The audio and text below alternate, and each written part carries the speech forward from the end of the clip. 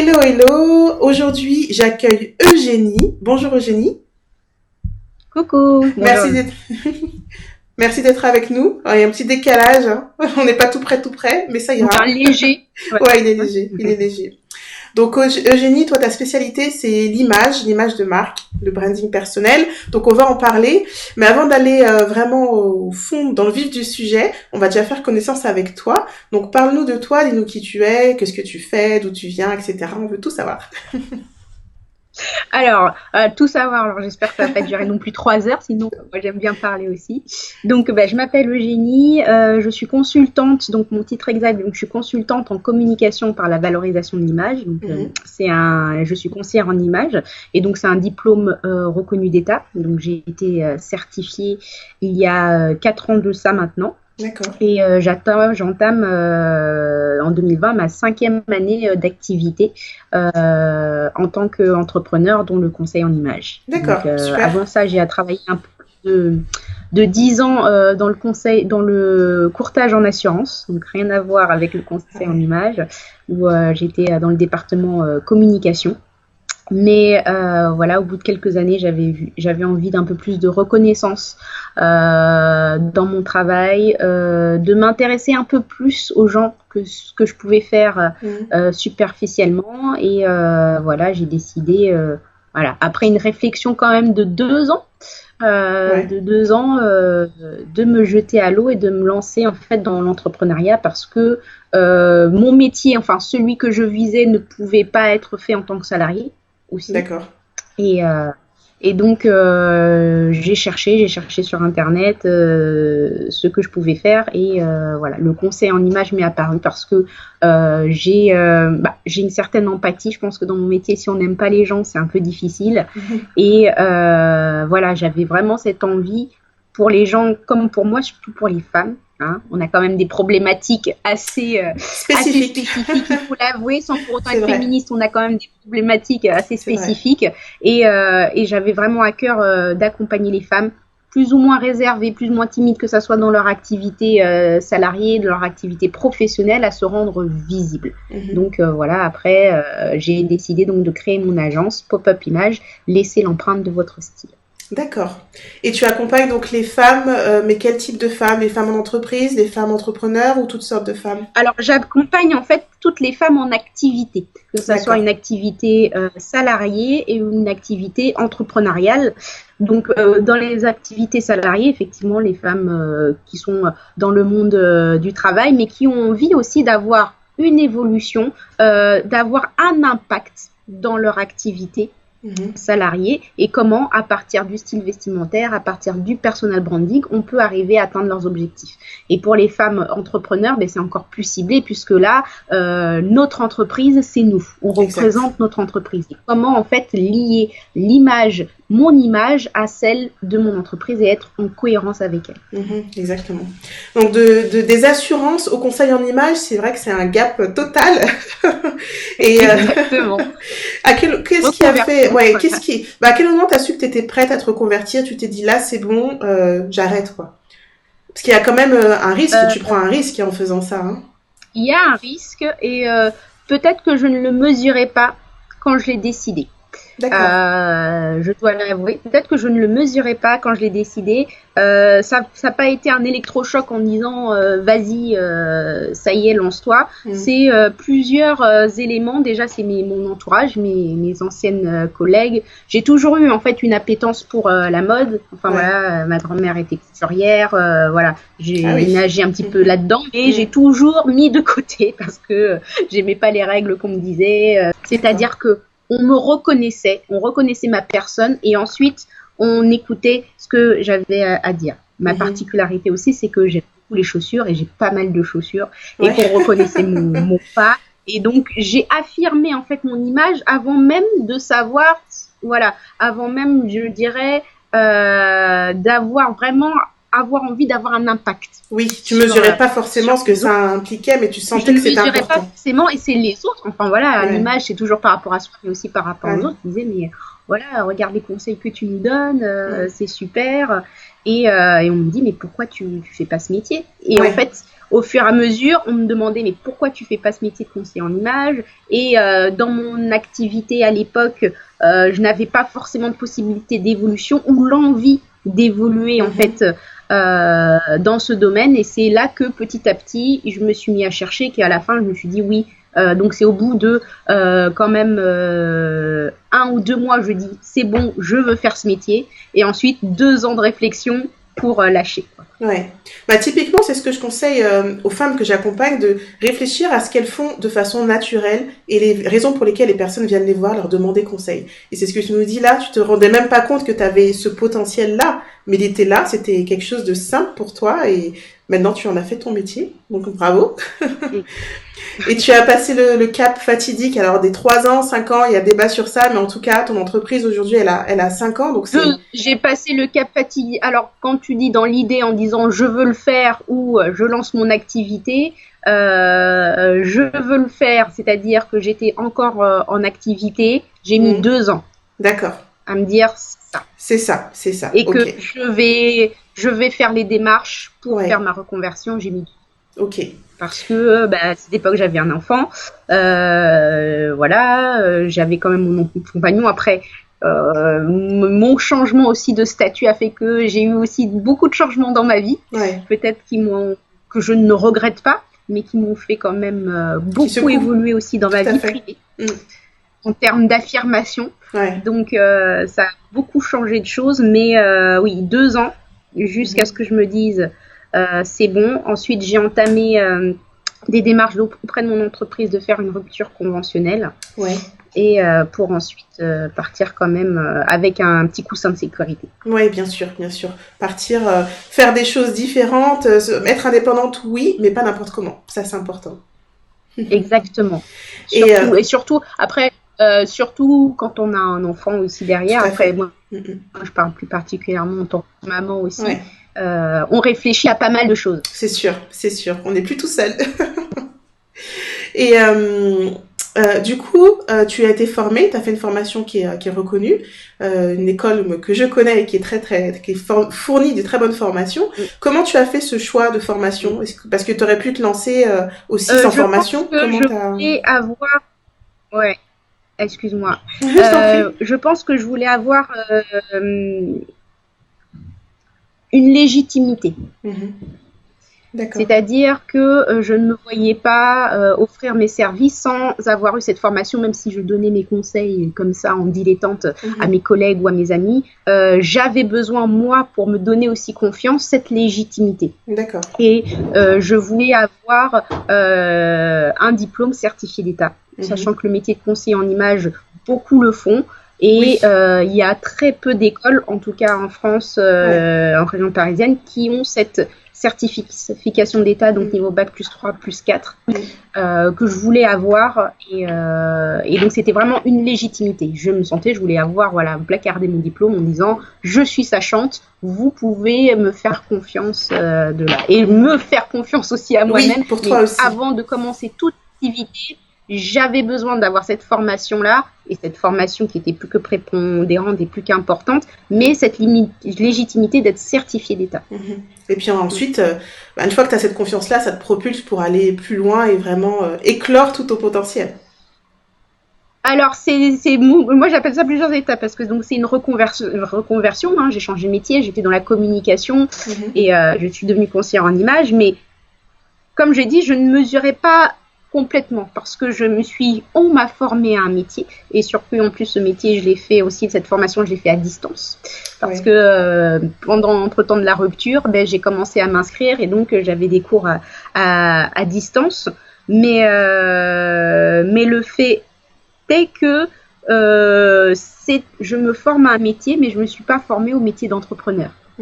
Donc, j'ai eu 1 an et demi de formation, mais arrivé avec mon diplôme en disant, voilà, t'es conseillère en image. Et maintenant, qu'est-ce que je fais? Et là, c'est là que la vraie vie, entre guillemets, commence. Parce qu'on pense que, on va se former, qu'on va être sachant, mais après, c'est qu'est-ce que je fais en tant qu'entrepreneur? Et là, en fait, j'ai attendu, je me suis préparée 1 an après la fin de mon formation avant de me lancer. Oui, c'est vrai qu'il y a 2 phases hein, quand on devient entrepreneur. Il y a son expertise, son cœur de métier, et il y a la phase je gère mon entreprise, quoi. Je suis dirigeante d'une entreprise. Exactement. Que tu aies des salariés ou pas, tu diriges une entreprise, donc ça, il y a un statut qui est différent. Et qui n'est pas du tout pareil, parce que dans la formation, bon, effectivement, tu es encore à l'écoute et tout ça, mais entrepreneur, tu es un peu en roue libre, quoi. Tout à fait. Tu es un peu en roue libre. On t'a donné les clés, vas-y, lâche-toi. Et j'ai mis, avec les chocottes, un an avant de me lancer. Ouais. Déjà, il faut assumer son nouveau statut quelque part. Parce que se lancer, dire je suis indépendante, c'est une chose, mais te dire waouh, je pilote, je dirige mon entreprise, c'est autre chose, quoi. Donc, c'est vraiment un changement d'état d'esprit qu'il faut appréhender, c'est sûr. C'est sûr.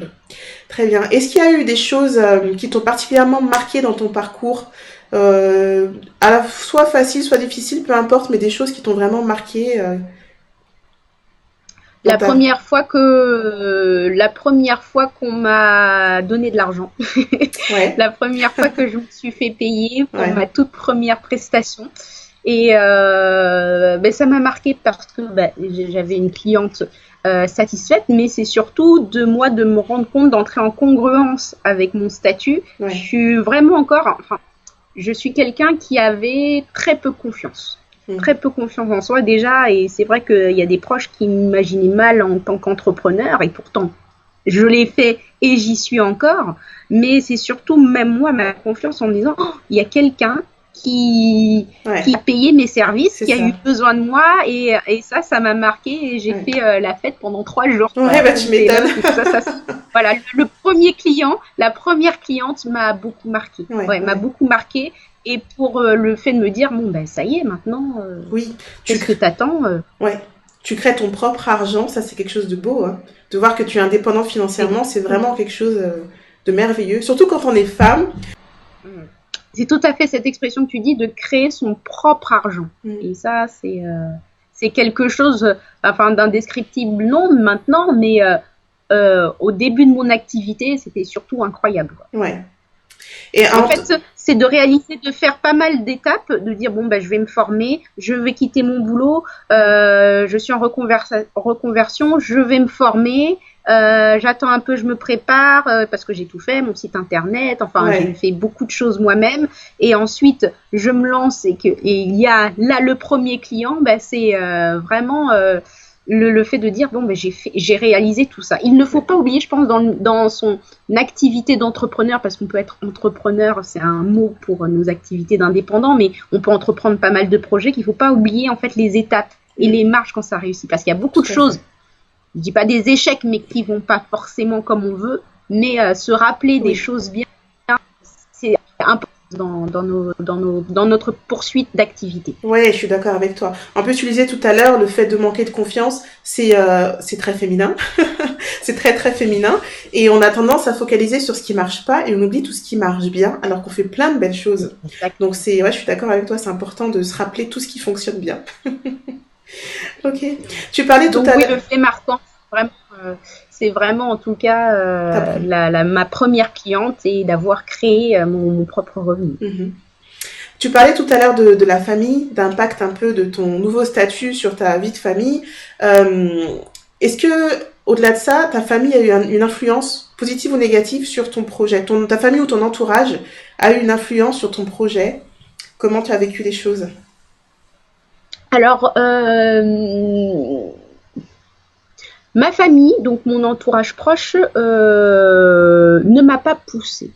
Ils m'ont conseillé, ils m'ont accompagnée, mais ils ne m'ont pas poussée en disant vas-y. Parce que déjà, ils ne pouvaient pas me pousser parce que c'est un métier, c'est encore un métier inconnu, entre guillemets, le conseil en image. On ne sait pas, est-ce que ça va marcher, est-ce qu'il y aura beaucoup de clients, c'est quand même encore un nouveau métier.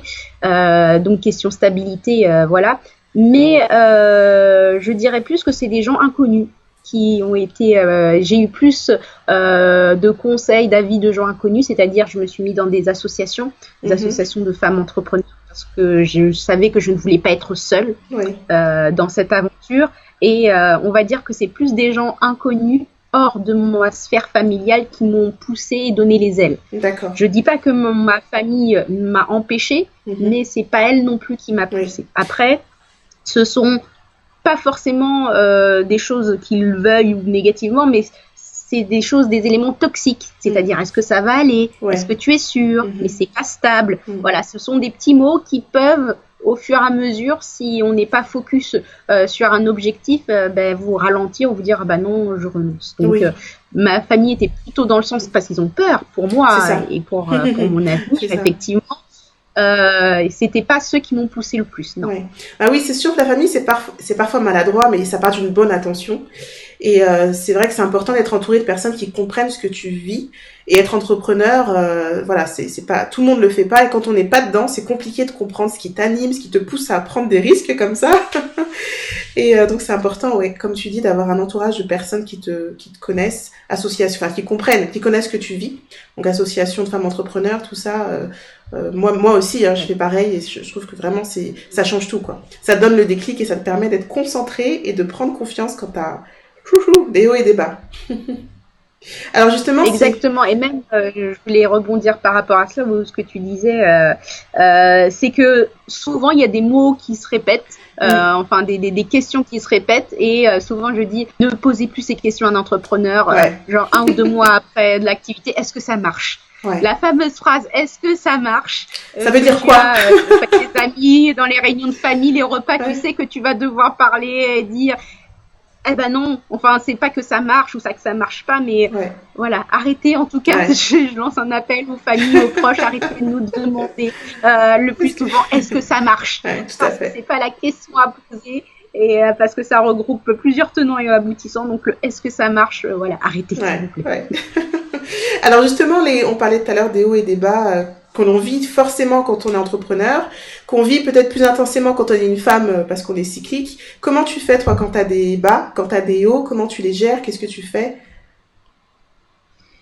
Eh bien, au début, je ne gérais pas, je laissais venir et je laisse toujours venir. C'est-à-dire que je ne m'empêche pas d'avoir des émotions ou maintenant ou des actions qui me font. Comme j'ai dit, à la fin de l'année 2019, j'ai vraiment ralenti parce que j'étais fatiguée, parce que je n'avais plus le peps. Donc, je me suis autorisée à dire, voilà, et même à le dire, voilà, sur les réseaux, vous ne me verrez pas pendant un petit moment parce que je suis fatiguée, j'ai besoin de me ressourcer.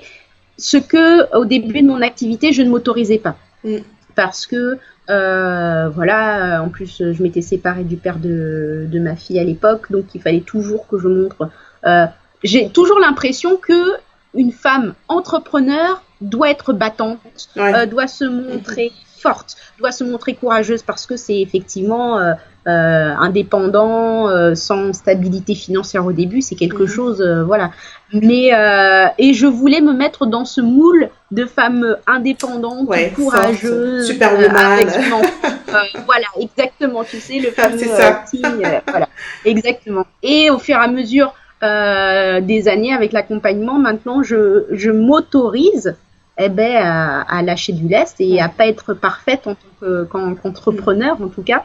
Entrepreneur je ne me nomme pas entrepreneuse, mais entrepreneur. Et maintenant, je laisse aller. Je sais que ça va passer, mais je ne retiens plus ces émotions parce que sinon, j'ai pas envie de faire un burn-out. C'est mon activité, donc je la gère. En tout cas, je gère mon planning. C'est cette liberté-là aussi que je voulais avoir, de gérer mon planning, de me dire bon ben voilà, 4h30, je vais chercher les enfants. Ils font leur goûter, donc je vais reprendre après mon activité. Je me déplace essentiellement aussi à domicile, mais je ne travaille plus le mercredi. Voilà, de m'autoriser à ça. Et maintenant, les hauts et les bas, j'essaye, puisque c'est ce que j'inculque à mes clientes en tout cas, de ne voir que le positif. Donc oui, parce que je le sais très bien, les bas qu'il y a, quand j'ai des fins de mois difficiles où j'ai pas eu le chiffre d'affaires que je devais avoir et tout ça. Mais j'essaye en fait de me raccrocher au positif, aux gens que je rencontre, aux partenariats qui vont pouvoir déboucher. Et voilà, j'essaye vraiment de voir le positif parce que c'est la chose la plus difficile en l'homme. Comme je dis souvent, on connaît par cœur nos défauts, ce qu'il faut améliorer, mais je dis souvent, ne cherchez pas trop à améliorer et cherchez à perfectionner. Tout à fait, tout à fait. Très avec bien. ce qu'on a déjà. Ah ouais, je suis tout à fait d'accord avec pas toi. de méthode, pas de soupe, mais je prends. Au contraire, j'accueille. Oui, t'accueilles, c'est ça. les Tu accueilles moments, tes émotions. moments down. Ouais, exactement. J'accueille les moments down, je les laisse venir et ensuite je sais de toute façon que ça va aller mieux, donc j'ai pas de recette miracle. Juste ma recette miracle, c'est accueillir ce qui va bien et ce qui va pas bien. Mais je retiens encore plus ce qui va bien. Ouais, c'est bien. C'est une bonne chose. Rester focus sur le positif, c'est vraiment ce qui permet d'avancer parce que sinon... Ce qui n'est pas facile. Non, c'est pas facile. C'est pas facile. Non. Alors justement, est-ce que tu as une petite phrase ou des routines ou quelque chose qui te motive au quotidien?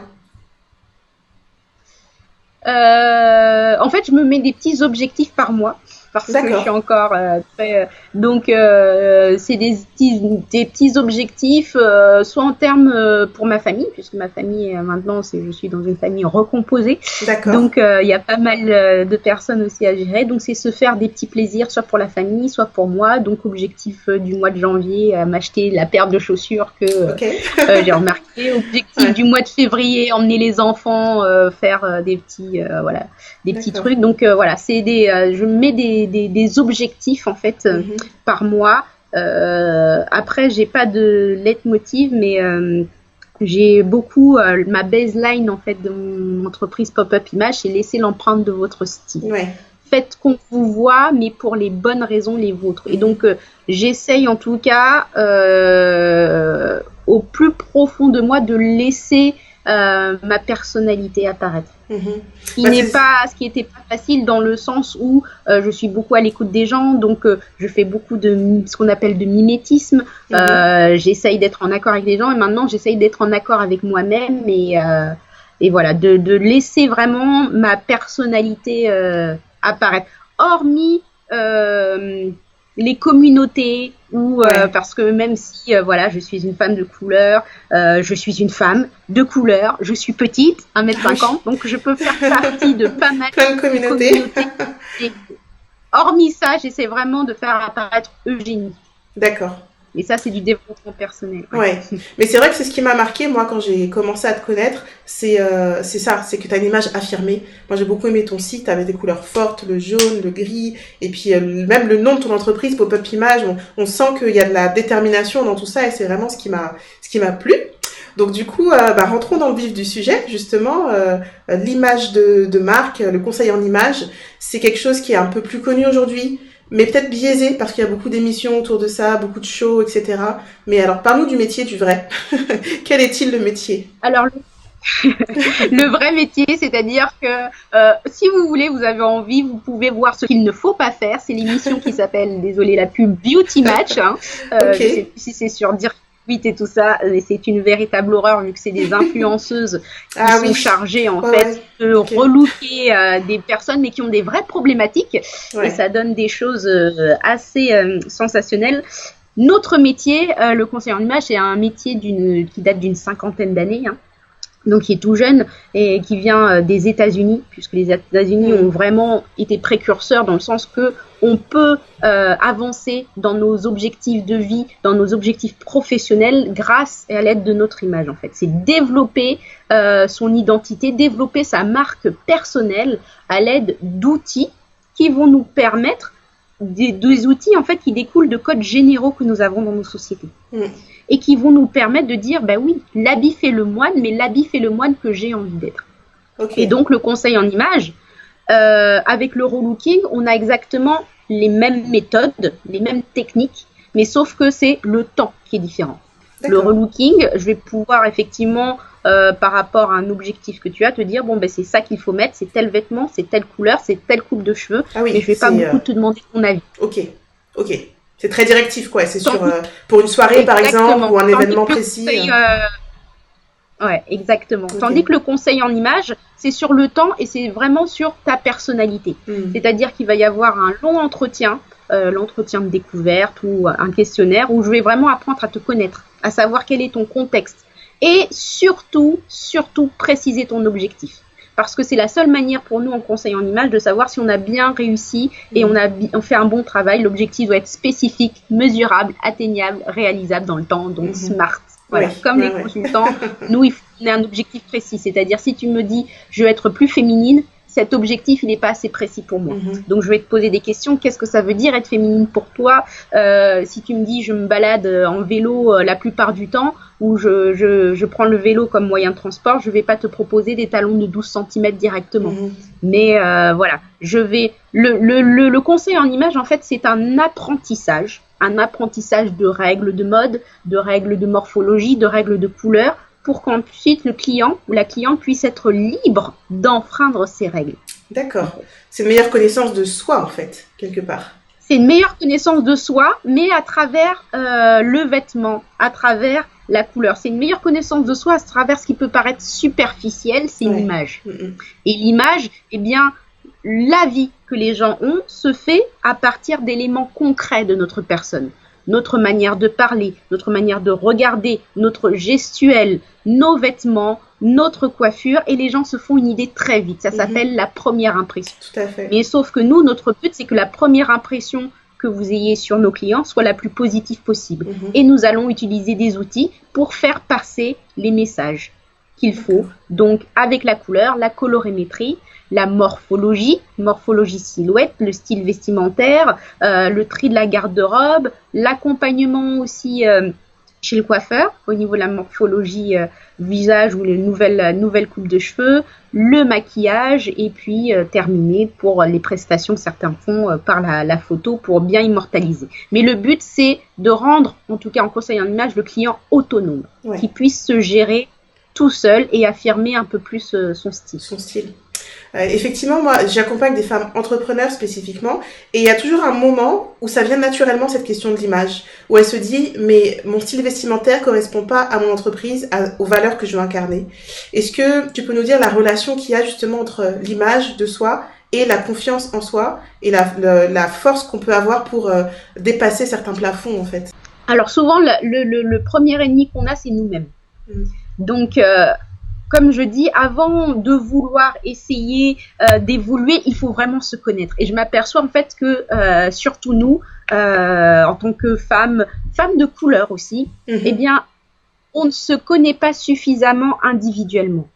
C'est-à-dire que je peux me situer au niveau de ma communauté afro. Avant, tu vois, par exemple, je faisais des défisales. Maintenant, je suis nappie, je suis naturelle, j'ai des locks. Je peux me situer au niveau de cette communauté. Je peux me situer au niveau des communautés afro-descendantes, en tant qu'afro-descendante. Je peux me situer, mais en tant que moi-même, Eugénie, ou comme les autres clients, on ne se connaît pas assez. Et je pense que la connaissance de soi est quelque chose de primordial. C'est la base. Avant de vouloir évoluer, il faut impérativement se connaître. Avoir un ancrage, en fait. Exactement. Et il faut se connaître et avoir cette image d'ensemble pour voir qu'est-ce que moi j'ai envie de faire refléter de moi en termes physiques, mais aussi pour mon entreprise, pour mon activité. Donc, l'image de soi et la confiance en soi, je dirais que il faut établir pas une confiance en soi, mais une confiance en ses capacités. C'est savoir avant tout ce que je vaux et comment je le fais. C'est-à-dire, quand je dis confiance en ses capacités, je sais que je suis une bonne communicante. Je sais que j'ai de l'empathie. Je sais que j'ai un goût pour le style vestimentaire et que je sais en jouer. Je suis également prof. Donc, je sais que j'ai des capacités de pédagogie et c'est pour ça que je sais que je suis une bonne conseillère en image. Donc, c'est pas une question de dire je suis la meilleure, mais je sais ce que je vaux. Et je pense que nous, en tant que femmes de couleur aussi, il ne faut pas trop se perdre dans les communautés. Ça, pour nous, ça va être un élément moteur pour nous rassembler, pour dire regardez ce que nous devons faire. Mais ne pas oublier que pour votre activité, eh bien, il faut savoir qui vous êtes et pas qui vous êtes à travers la communauté. Oui, tout à fait. Mais la communauté est vraiment un tremplin pour la confiance en soi. Pour dire, regarde, elle peut le faire, bah, moi aussi, je peux le faire. Et c'est qu'on a besoin d'avoir des gens qui nous ressemblent, qui nous ressemblent physiquement. Mais c'est ce qu'on recherche, de toute façon, dans l'image. C'est que quand on a des avis sur des gens, mais c'est passer à part des gens, effectivement, à la couleur de peau, qu'est-ce que ça veut dire, sa taille, qu'est-ce que ça veut dire, son style vestimentaire, qu'est-ce que ça m'évoque pour moi. Et c'est par rapport à cela qu'on peut se faire rejeter ou pas, par rapport à ce que l'image que les gens ont de moi ou ça peut refléter de moi. Alors, je ne sais pas si je me suis bien fait comprendre. Si, c'est clair. Je pense que ce sera clair pour tout le monde. Ouais. Alors, une réflexion que j'entends souvent de la part des femmes de couleur, à la peau basanée, caramel, noire, quelle que soit la teinte, c'est vu ma couleur, tout me va, toutes les couleurs me vont. Est-ce que c'est vrai ça? Non, enfin oui et non. C'est-à-dire que on pense effectivement que pour les femmes de couleur, black ou plutôt maghrébins, même certains d'autres ethnies, c'est la chaleur qui domine.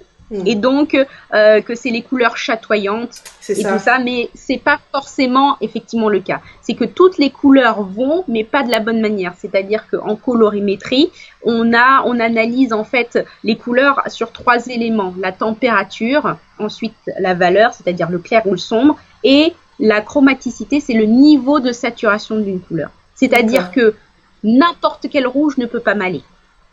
Ça va être plutôt un rouge, peut-être un bordeaux pour moi, qui fait partie de la famille des rouges, mais ça sera pas un vermillon. Donc, effectivement, on peut porter toutes les couleurs, mais pas de la manière dont on a envie. Il faut savoir si c'est une couleur chaude ou froide, claire ou sombre, ou saturée ou désaturée. Ok. Est-ce que tu aurais un conseil ou des conseils à donner aux femmes de couleur qui suivent Audace et Créativité? Donc, ce sont des femmes entrepreneurs, soit qui veulent se lancer, soit qui sont déjà lancées, mais qui n'atteignent pas leur chiffre d'affaires idéal aujourd'hui. Qu'est-ce que tu leur conseillerais en termes d'image? Et même plus largement, qu'est-ce que tu leur transmettrais, toi, en tant que femme entrepreneur? Alors, c'est plutôt des conseils d'entrepreneur ou comme tu le souhaites, vraiment ce que tu as envie de transmettre. Je pense que déjà, je vais toujours rebondir sur ça, il faut arriver à se trouver. Parce que se trouver, ça nous sert à se situer dans la grande masse de l'entrepreneuriat. C'est-à-dire que je vous conseille avant tout d'avoir des bases solides et pas en argile, des bases au niveau de la connaissance de soi, c'est-à-dire de se dire, d'affirmer qui vous êtes. Avant de le faire voir aux autres, affirmez-vous à savoir qui vous êtes. Okay. Exactement, pour soi. Et ensuite, on pourra sortir de notre zone de confort. Parce que en voulant effectivement augmenter et surtout avoir un pourquoi. Le pourquoi en entrepreneuriat va être très important. Il va peut-être pouvoir évoluer au fil des années, mais va être très important. Pourquoi est-ce que vous voulez vous lancer dans cette activité? Pourquoi vous en êtes là? Est-ce que c'est par rapport à votre famille? Est-ce que c'est par rapport à des données financières où vous avez besoin d'avoir un revenu plus important ou moins important? Mais pourquoi? Parce que en décortiquant le pourquoi, ça va vous amener un peu plus loin, en tout cas, être persévérant. Parce que l'entrepreneuriat, c'est des hauts, c'est des bas. Mais il faut arriver en fait à durer. C'est ça peut-être, je pense, le plus dur. Et renouveler son pourquoi chaque année. Chaque année, mon pourquoi est différent. Mais il est fort. C'est-à-dire que c'est pas en un jour qu'on le trouve, mais il est tellement fort, tellement puissant que et surtout en tant que femme entrepreneur de couleur, il y a des limites que peut nous donner la société, bien sûr, par rapport à l'image que l'on renvoie, des limites que peut nous donner la société ou nos coutumes, certaines qui ont certaines coutumes, ou l'activité de femme entrepreneur, donc indépendante, autonome, ne va pas avec certaines coutumes ou certaines idées d'une vie de famille et tout ça qu'on a peut-être plus forte entrée chez nous, femmes de couleur. Mais ne nous laissons pas, c'est pas facile, hein, mais ne nous laissons pas avoir par cela. Ne nous laissons pas avoir par cela. Et en tout cas, le dernier conseil, c'est qu'il n'y a pas de petites entreprises. Vous avez une entreprise, elle n'est pas petite, elle n'est pas grande, c'est une activité. Considérez-la comme telle. Déjà, si vous la considérez comme importante, elle sera importante aux yeux des autres. Pour les autres, tout à fait. Tout à fait. Merci beaucoup. Pour les autres. Donc, ne pas minimiser en tout cas. Merci beaucoup pour tes conseils. Pour finir, est-ce que tu peux nous dire de quelle origine tu es? Moi, je suis du Cameroun. D'accord. Je suis d'origine camerounaise. Tu y as vécu ou jamais? Alors, je suis d'origine du Cameroun, je suis née au Cameroun, mais je suis arrivée en France à l'âge de 3 ans et c'est mes grands-parents en fait qui m'ont élevée. D'accord. Tu as l'occasion d'y retourner de temps en temps? Pas souvent, c'est pour ça que je peux dire que j'ai plus une culture peut-être française que camerounaise, ou même les deux. Même si c'est pour ça que peut-être que j'ai plus de facilité à me départir des communautés et tout ça. Mais fière d'être afro-descendante, mais fière de ne pas le montrer à chaque fois. Oui, bien sûr. C'est une partie de ton identité, mais ton identité avant tout, c'est Eugénie. Voilà. Et j'essaye de la rendre beaucoup plus importante que ce à quoi les gens peuvent me raccrocher. Tout à fait, tout à fait. Merci. Merci pour tes beaux messages. Rappelle-nous comment faire pour te joindre si on veut travailler avec toi. Oui, donc n'hésitez pas même par mail ou voilà, même si vous n'avez pas de prestation, mais envoyez-moi des mails, moi j'adore les messages. Donc c'est Eugénie, donc pop-up image, donc www.popupimage.fr. Sinon, mon adresse mail eugemouk@gmail.com, eugemouk. Et vous pouvez me retrouver ma page sur Facebook, sur Instagram, Pop-up Image, Facebook, Pop-up Image ou LinkedIn aussi à Eugénie Moukoudi. Merci beaucoup. Très bonne continuation. Merci à toi en tout cas de m'avoir reçu. Avec plaisir. À bientôt. Très plaisir. À bientôt. Ciao. Au revoir.